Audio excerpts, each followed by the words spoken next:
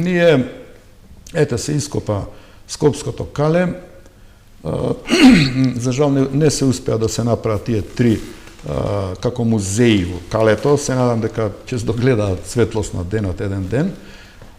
Едноставно така се остави тоа. А аквадуктот, како што слушаме константно, значи се расчистува просторот, пак некој фрла ѓубре тука.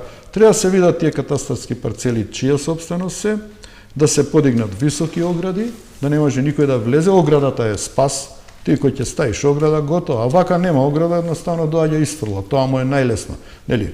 Но да поменем, мислам дека треба да се направи посебен истражувачки проект за Скопскиот аквадукт и да се тој следи да се испитува со геоскенер од почетокот тамо до оние простори и откажување на луѓе, на пример во Глуво сум бил, луѓето кажуваат, па еве тука поминува низ мојот двор, вика, само е под земја на едно пола метро 70 сантиметри.